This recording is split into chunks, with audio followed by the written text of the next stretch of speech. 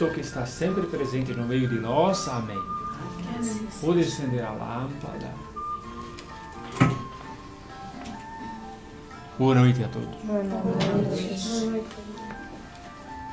E a mensagem que eu tenho para passar para vocês é que as pessoas, elas precisam entender que o importante mesmo é ser. E preciso ter também. Mas o ter deve ser como a carroça. E o cavalo deve ser o ser. Então o ser puxa o ter.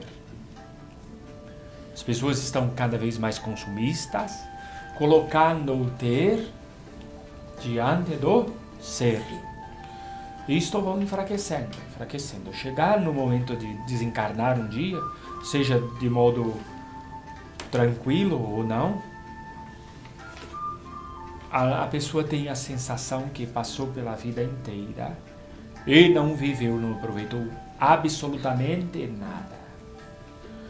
Esta é a sensação de 70% dos espíritos que nós recolhemos e levamos para as colônias espirituais. E tem espírito que está numa situação tão desinteressante que não compensa levá-lo para a colônia espiritual. Lá mesmo, no Vale Umbralino, onde está, nós colocamos umas instalações como se fosse um posto de saúde, pequeno hospital, um pronto atendimento espiritual, que nós colocamos lá e fica aberto ao público. Interessante, né? O público do umbral. E fica aberto, tem o pronto-socorro, tem tudo, e tem as alas mais internas.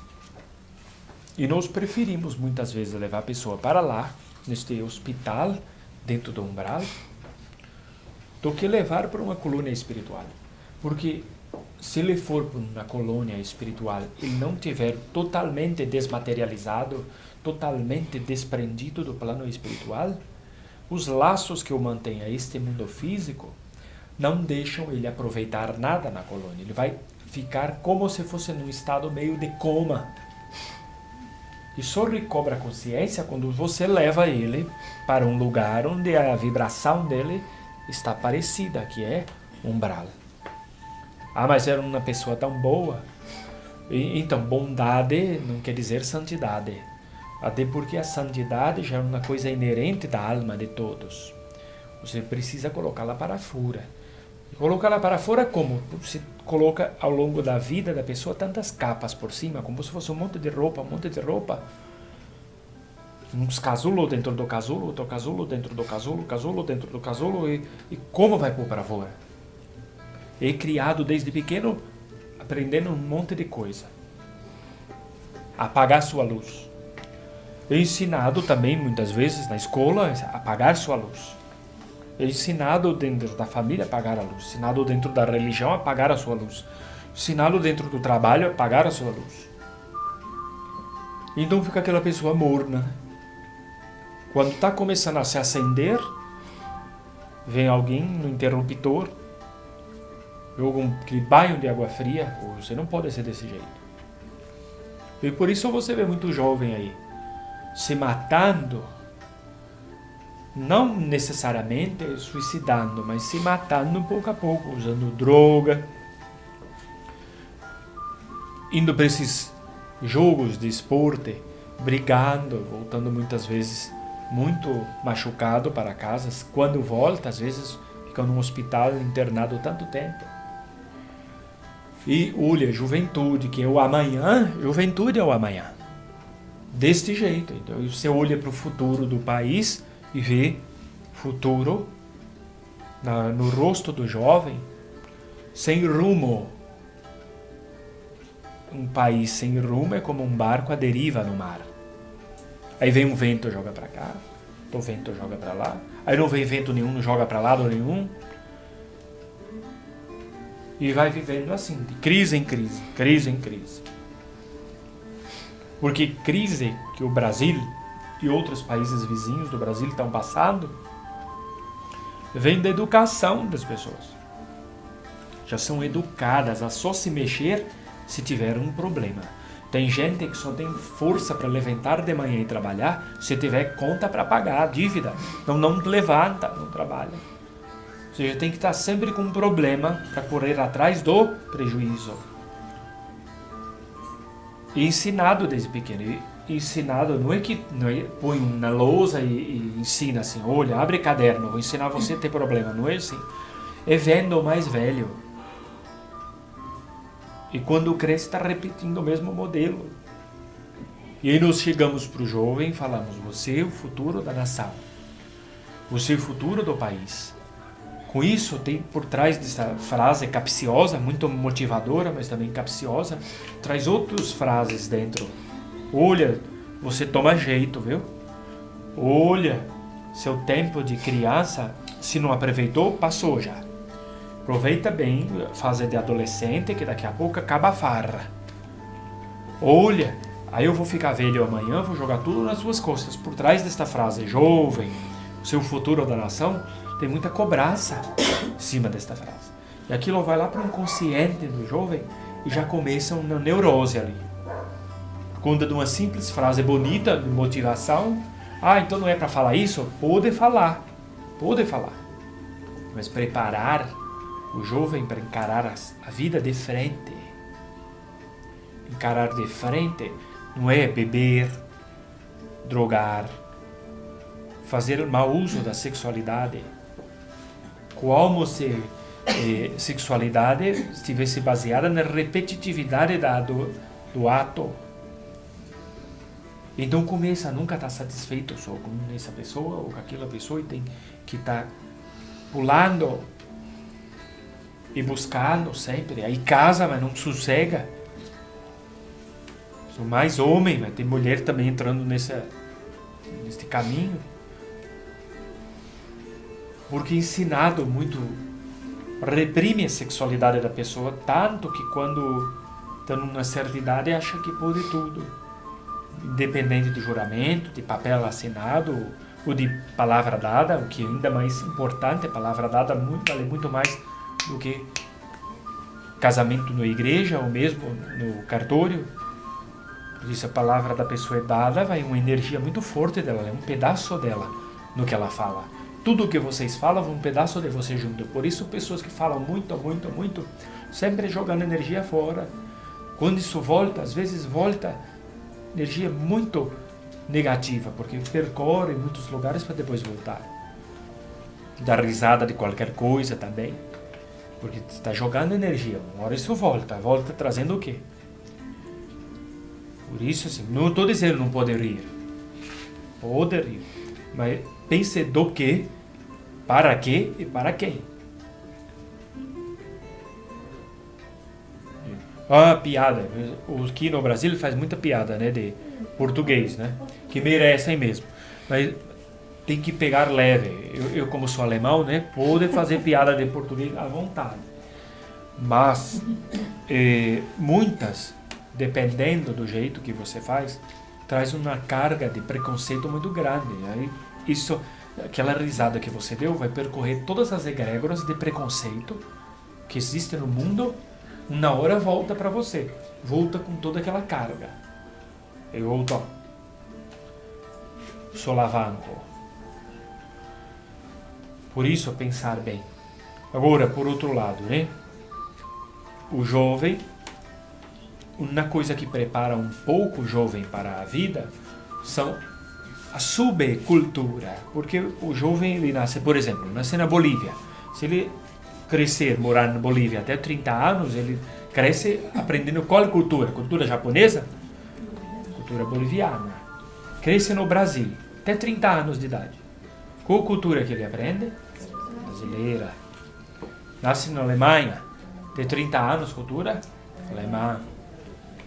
Então, o jovem tem um lado muito questionador, muito universal. Então ele nasce dentro de uma cultura como se você quisesse mantê-lo preso dentro do mesmo macacãozinho. Primeiro macacão que muita mãe guarda, né? Tem sapatinho, algumas guardam. primeiro meia. E imagine seu filho já com 10, 11 anos e você querendo enfiar aquela meinha e o macacãozinho. Então a cultura é sentida pelo jovem deste jeito. Ele vai crescendo ali como jovem muito universal e como se ele não coubesse naquela roupa cultural.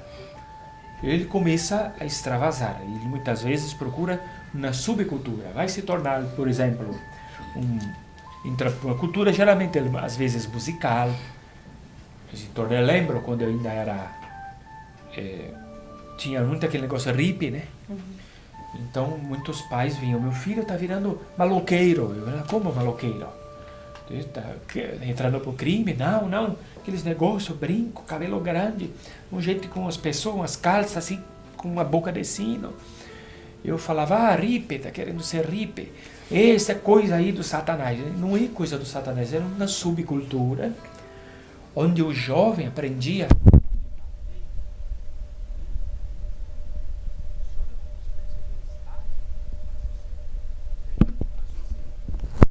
muitas vezes um grupo, por exemplo, de samba, um grupo punk, um grupo rock, um grupo hippie, um grupo sertanejo, entra numa família, outros entram para um time de futebol, uma torcida, e entram aqui, porque aquele grupo vai preparar a pessoa para a vida, do jeito deles, mas vai. Porque família também ensina do jeito dela, escola também ensina do jeito dela. Então, o jovem, para não pirar, muitas vezes ele procura uma subcultura para entrando devagar na sociedade. Entrando devagar. E isso é a finalidade. Porque o jovem olha para trás, o que ele era? Poucos anos atrás. Criança. Olha para frente, adulto. E por mais que ele anseie por ser adulto, é um mundo muito incerto para ele. E ele está saindo de um mundo em que as pessoas cuidavam dele para entrar no mundo onde ele vai ter que cuidar dele e dos outros, dependendo do que for. Sem falar naquele jovem que não tem nenhum direito de ser adolescente, né? Acontece tanta coisa na vida dele que ele tem que amadurecer tão rápido, na pancada. Isso vai mexendo muito com as pessoas. Por isso eu falei. As pessoas passam pela vida, muitas delas, e não aprendem a ser. E já vão partindo logo para o ter. E como é que se tem as coisas? Ganhando ou comprando. Ele pode falar, mas roubando também. Isso não é bem um ter. Porque quando você rouba, você está pegando emprestado a prazo e vai ter que pagar. De um jeito ou de outro. Geralmente sofrendo, chorando. Se não nesta vida, noutras. E paga, viu? Pura ter certeza, paga. Paga e não sem dor. Um jeito de outro paga. Bom será quando ter a consciência que vai pagar com a caridade, né? Alguém tem alguma pergunta a fazer? Sim, eu tenho. Frei Bruno, católico também tem pai de cabeça ou só quem faz o santo? Repete, Vira, eu entendi mais ou menos. Católico também tem pai de cabeça? Entendi. Ou só quem faz o santo? Todo mundo tem pai de cabeça. Pai de cabeça. É interessante, né? Esta pergunta feita por um padre, né?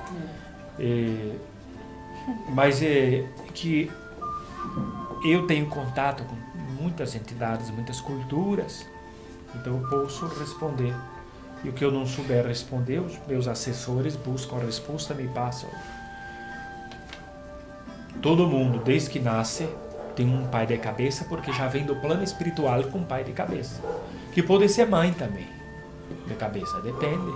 Homem pode ter pai ou mãe de cabeça, mulher também pode ter pai ou mãe de cabeça. É geralmente um casal, mas tem um que é o principal. Que você chama orixá ancestral, isso, porque você traz a energia dele de muito tempo. Conforme você sai do reino animal, começa a reencarnar nos mundos híbridos, meio animal, meio gente, para depois reencarnar como pessoa, você já vai ganhando uma característica, uma personalidade. Você vai testando várias personalidades, até que uma delas vai fixando. conforme essa personalidade vai fixando, você vai reencarnando sempre com aquela personalidade, com aquele jeitão seu. É como se fosse uma identidade sua.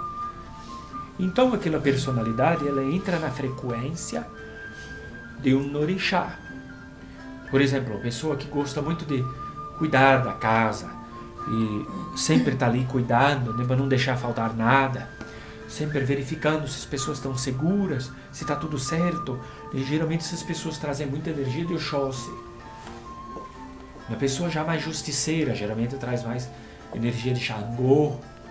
Uma pessoa já mais de enfrentar as coisas e querer muitas coisas pelo certo, geralmente traz muita energia de Ansar, Ogum. Já aquelas pessoas mais recatadas, mais conselheiras, mais introspectivas, né? Geralmente traz mais energia de Nanã, Mulu. Então, isso é o orixá ancestral. Mas é obrigado ter esse orixá de cabeça? Não. Você pode escolher esse orixá também. E aí, uma pessoa habilitada, um mago, pode pedir licença para o seu orixá ancestral e fazer sua cabeça conforme aquele orixá de sua afinidade. Vai funcionar? Vai funcionar. Só que isso não vai mudar seu jeito de ser. Então pode ter um conflito. Por isso, nós sempre recomendamos que procure uma pessoa séria, seja um babalaô, um incorporado, um vidente responsável, que diga qual o seu orixá ancestral e você seja fiel a esta ancestralidade. E tem o ajuntó, que é o orixá que vem complementar o de cabeça. Por exemplo, uma pessoa tem o orixá ancestral Ogum, faz ali a cabeça dela como orixá Ogum. Mas qual é o complemento? Tem que ter um orixá feminino para complementar a coroa. Por isso, por exemplo, o Xum, a pessoa, o ajuntó, fica melhor escolher o ajuntó. O ajuntó, geralmente, a pessoa escolhe por afinidade. Porque o próprio nome já diz, ajuntó, vai anexar, vai manter o equilíbrio da coroa. Mas ela tem o orixá ancestral, por exemplo, o Xum, orixá do amor. E o orixá masculino? Poder escolher o orixá masculino. Então eu recomendo, aí o pessoal, né? Quer escolher o orixá? Escolha o ajuntó. Deixa que o ancestral seja mesmo o orixá da coroa. E sua vida vai ser muito feliz. Mas eu gosto de Oxum e jogou no Búzios lá que meu orixá é Obá. Essa sua personalidade. Mas eu gosto da Oxum. Então traga ela no que estão me falando aqui, uma coisa chamada Xirê. Traga ela como segunda mãe. Por quê? Eu quero ela como primeira. Então põe a teimosia em primeiro lugar e vai. Depois assume as consequências. Ela vai te dar muita coisa boa, Oxum. Mas sua personalidade vai estar sempre conflitando. Tem alguma coisa que querem perguntar mais? Tem mais uma, Frei Bruno. 7h30. O que eu escutei falar antes de incorporar o horário era 7h30. Passou 4 minutos. Aí ela fez a pergunta, deu mais 8. Agora falta 20 para as 8. E passou 10 minutos. Antes de eu incorporar, eu estava perto, consegui escutar. E não pôde acontecer. Desliga.